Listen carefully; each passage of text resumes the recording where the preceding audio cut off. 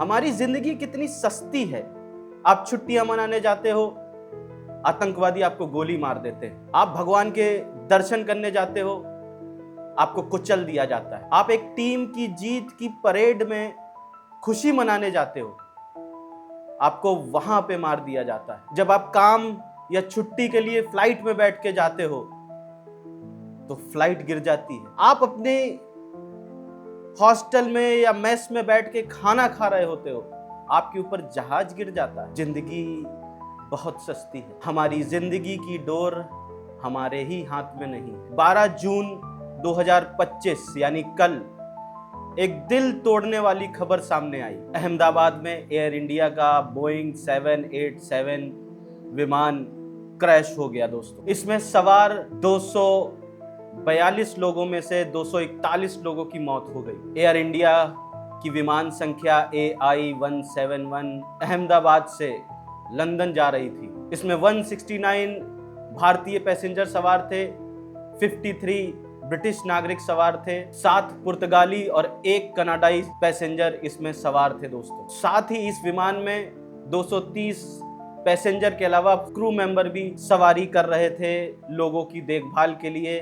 Regular जिस तरह से एक फ्लाइट ऑपरेट होती है वैसे ही। जब ये हादसा हुआ दोस्तों, तो जो इसमें सवार थे उनके शव इतनी बुरी तरह झुलस गए थे कि उनको पहचानना मुश्किल था। और अब इन शवों की पहचान DNA सैंपल से की जाएगी। इस हादसे में दोस्तों गुजरात के पूर्व मुख्यमंत्री विजय रूपाणी जी की भी दर्दनाक मौत हो गई, निधन हो गया। प्लेन जिस बिल्डिंग से टकराया उस बिल्डिंग में सिविल हॉस्पिटल के डॉक्टर रहा करते थे, और जिस समय यह घटना हुई उस समय 50 से 60 डॉक्टर वहां पे मौजूद थे दोस्तों। एयर इंडिया का विमान संख्या AI-171 दोपहर 1:38 पे उड़ान भरता है, और उड़ान भरने के मात्र 2 मिनट बाद यानी 1:40 पर क्रैश भी हो जाता है। और जब यह विमान गिरता है तो पूरे इलाके में धुएं का एक गुबार सा फैल जाता है दोस्तों। एयर इंडिया का ये बोइंग 787 ड्रीम लाइनर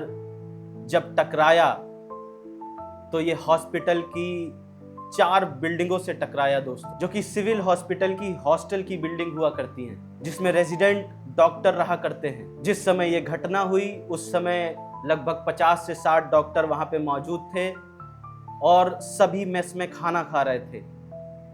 ये प्लेन जब गिरा तो उसका इम्पैक्ट इतना ज्यादा था दोस्तों कि विमान का हिस्सा बिल्डिंग में फंस गया। इस हादसे में 241 लोगों ने अपनी जान गंवाई, पर 242 लोग बैठे थे, यानी एक शख्स इस घटना में बच गया, चमत्कारी रूप से बच गया। इस विमान हादसे में 625 फीट से गिरने के बावजूद इस इंसान की जान बच गई। इस आदमी कि जब जान बच गई तो लाशों के बीच से किसी तरह वो अपने पैरों पर चलकर अस्पताल के लिए एम्बुलेंस तक गया। इस इंसान का नाम था रमेश विश्वास कुमार। अहमदाबाद विमान दुर्घटना ने पूरे देश को दोस्तों हिला कर रखा। 241 लोगों की जान चली गई, लेकिन इस मलबे में एक इंसान जिंदा नजर आया, रमेश, जो कि इस दुर्घटना का एकमात्र बचा हुआ यात्री है। कोई इसे चमत्कार कह रहा है, कोई इसे ईश्वरीय चयन कह रहा है, लेकिन जो सबसे महत्वपूर्ण बात है वो ये है कि रमेश की जिंदगी बच गई, क्योंकि रमेश ने उस निर्णायक पल में हिम्मत दिखाई, हौसला रखा, और शायद कुदरत ने भी उस पल को उसके पक्ष में मोड़ दिया। रिपोर्ट्स के अनुसार रमेश आपातकालीन खिड़की या दरवाजे के पास बैठे थे। जैसे ही विमान ने अपना संतुलन खोया और वो नीचे की तरफ आने लगा, तभी रमेश ने बिना देरी करे दरवाजा खोला और वहां से छलांग लगा दी। दोस्तों ये कोई सोचा समझा निर्णय नहीं था, ये अपनी एक जान बचाने का सहज मानवीय प्रयास था। और तब तक विमान जमीन के करीब आ चुका था, उसकी रफ्तार कम हो चुकी थी। शायद रमेश किसी घास, ढलान या सही कोण पर गिरे होंगे जिसकी वजह से उनकी जिंदगी बच गई। उनके शरीर ने टूटने के बजाय झुकना स्वीकार किया और शायद इसी की वजह से उनकी जिंदगी आज बच गई। दोस्तों रमेश विश्वास कुमार की जिंदगी बच जाना किसी और की क्षति की तुलना नहीं है। यह एक ऐसी पीड़ा की विरासत है जो अब उनके कंधों पर एक अनकहे शब्दों की तरह बैठी है, एक गहराई से भरी खामोश गवाही है उस दिल दहला देने वाले हादसे की। जिसे विश्वास ने न केवल देखा बल्कि उसको भीतर तक महसूस भी किया है। अब जबकि पूरा देश शोक में डूबा है, पर रमेश अब एक चश्मदीद हैं उस घटना के, बल्कि उस 241 आवाजों के प्रतीक भी हैं जो अब कभी नहीं बोलेंगे। ये जीवन उन्हें क्यों मिला, इसका जवाब तो शायद ऊपर वाला ही दे सकता है, लेकिन ये जीवन अब उनका अकेला नहीं रहा। ये उन सभी लोगों की याद में जिया जाएगा जो इस हादसे में नहीं रहे। दोस्तों, इस प्लेन को कोई नौसिखिया नहीं चला रहा था। इस प्लेन को कैप्टन सुमित सबरवाल चला रहे थे, जिनके पास 8,200 घंटे का एक्सपीरियंस है प्लेन उड़ाने का। फिर कैसे ये हादसा हो गया? ब्लैक बॉक्स रिकवर हो गया है, बहुत जल्दी ही इन सब की जानकारी आपके और हमारे सामने होगी। लेकिन सवाल उठता है कि ये हुआ कैसे, क्योंकि इसमें 250 लोगों की जान का सवाल था। साबजी भाई डिम्बाटिया को इस प्लेन में सवार होना था, लेकिन उनके अंदर से आवाज आई कि आज नहीं जाना चाहिए, और वो नहीं इस जहाज पे चढ़े, जिसकी वजह से उनकी जिंदगी बच गई। इस जहाज में सवार थी खुशबू राजपुरोहित। खुशबू शादी के बाद पहली बार अपने पति से मिलने लंदन जा रही थी। खुशबू की शादी 18 फरवरी को हुई थी, लेकिन कुछ कागजी कार्रवाई की वजह से वो अपने पति के साथ नहीं जा सकी, और जब ये डॉक्यूमेंट पूरे हो गए तो अब वो अपने पति के साथ जा रही थी। सपने संजो कर जा रही थी कि मैं अपना एक आशियाना बसाऊंगी, अपने पति के साथ रहूंगी। लेकिन क्या पता था कि ये जिंदगी का सफर उसके लिए आखिरी सफर होगा, और वो शायद कभी अपने पति से नहीं मिल पाएगी। राजस्थान की बांसवाड़ा जिले से डॉक्टर कोमी व्यास, जिन्होंने अभी अभी अपनी नौकरी छोड़ी थी, अपने 3 बच्चों के साथ, अपने पति के साथ लंदन शिफ्ट हो रही थी। प्रतीक जोशी, जो उनके पति थे, 6 साल से लंदन में सॉफ्टवेयर इंजीनियर थे। डॉक्टर कोमी व्यास ने अभी अभी इस्तीफा दिया था। इस्तीफा देकर वो अपने बच्चों के साथ, पति के साथ अपना आशियाना बनाने हमेशा के लिए लंदन शिफ्ट हो रहे थे। जब वो फ्लाइट में जा रहे थे तो खुशी उनके चेहरे में दिख रही थी। सेल्फी ली गई। बच्चे, मासूम बच्चे, उनकी क्या गलती थी? वो बच्चे अपने माँ बाप से दूर हो गए। खिलखिलाते हुए सेल्फी ली उन्होंने। उन्हें नहीं पता था कि उनके जीवन का ये आखिरी सफर होगा। सब कुछ एक पल में समाप्त हो गया। उम्र भर का सपना एक सेकंड में तबाह हो गया। दोस्तों, हमें समझना होगा कि ये आखिर संभावना क्या है इस घटना के होने की। मैं ये नहीं कह रहा हूं कि शायद जो अभी बताने जा रहा हूं वही संभावना है, लेकिन हाँ, उससे हम मुंह भी नहीं मोड़ सकते। 2018 में और 2019 में लायंस एयर और यूथोपियन एयरलाइंस के 2 विमान दुर्घटनाग्रस्त हुए थे, और इन दोनों विमान में कॉमन चीज एक थी, बोइंग। इन हादसों में 346 लोगों की जान गई थी। इन दोनों घटनाओं का कारण खराब फ्लाइट कंट्रोल सिस्टम था, जो प्लेन को लिफ्ट प्रदान करने के बजाय नीचे की ओर ढकेल रहा था। और यही घटना शायद कल अहमदाबाद में जो घटना हुई है वहां पर भी घटित हुई होगी। अगर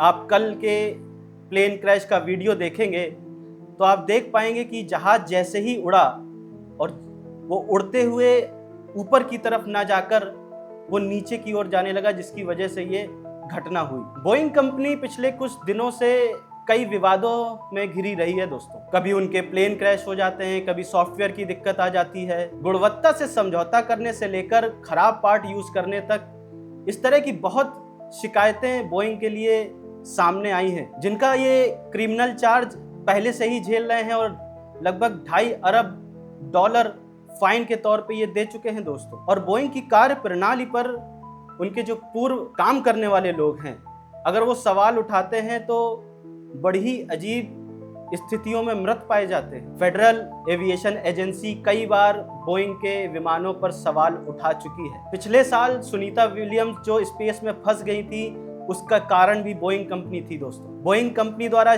निर्माणित स्टार लाइनर में कुछ खराबी थी, जो इंजन लीक और थ्रस्टल प्रॉब्लम की वजह से ग्राउंडेड कर दिया गया था। पिछले साल मलेशियन एयरलाइन में बोइंग विमान जब उड़ रहा था तो उड़ते ही टाइम उसका इमरजेंसी एग्जिट का पैनल उखड़ गया था। अगर आप दोस्तों सर्च करेंगे तो आप खुद पाएंगे कि हर साल बोइंग का कुछ न कुछ कांड सामने आ ही जाता है। आखिर इसके बारे में कोई बात क्यों नहीं करता है? आखिर इसके लिए कोई आक्रोश क्यों नहीं दिखाता है? आखिर कितनी मौतों का और इंतजार है? क्या ये बोइंग कंपनी को बदनाम करने के लिए कॉरपोरेट कॉन्स्पिरेसी है, या बोइंग जानबूझकर यात्रियों की जान जोखिम में डालकर पैसा कमाने में लगी हुई है? अगर इस घटना के बाद भी भारत के हुक्मरानों की कान नहीं खुले और बोइंग के जो विमान हैं उनको ऐसे ही चलने दिया बिना इंस्पेक्शन के, बिना गुणवत्ता जांच के, तो दोस्तों समझ जाइएगा कि नोटों के बंडल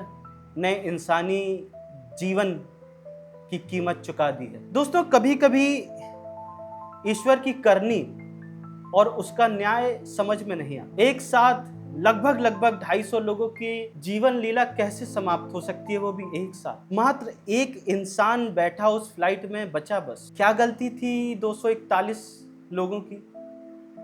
वो भी विश्वास की तरह नहीं बच सकता था। एयर इंडिया के इस विमान दुर्घटना में 241 लोगों की मौत ने दिल को झकझोर कर रख दिया है। आज उन मृत आत्माओं को हम श्रद्धांजलि के अलावा और क्या दे सकते हैं। 241 लोग अब भारत की याद में रहेंगे, क्योंकि एक विमान जब उड़ता है और उड़ते ही वो क्रैश हो जाएगा, इसकी कल्पना किसी ने नहीं करी। आप सोचिए उस प्लेन में कितनी खुशियां थी। कुछ को घर जाने का एक्साइटमेंट था, कुछ को अपने पति से मिलने का एक्साइटमेंट था, कुछ को अपना नया घर बसाने का एक्साइटमेंट था। सब एक्साइटमेंट राख में मिल गया, बल्कि राख बन गया। क्या गलती थी उस एयर होस्टेस की जिसने अभी अभी अपना काम स्टार्ट किया था, सोचा था कि आसमान की ऊंचाइयों को छूंगी। वो कोमल सी बिटिया जो अपने माँ बाप के साथ लंदन जा रही थी, उसकी मुस्कान अगर आप देखेंगे,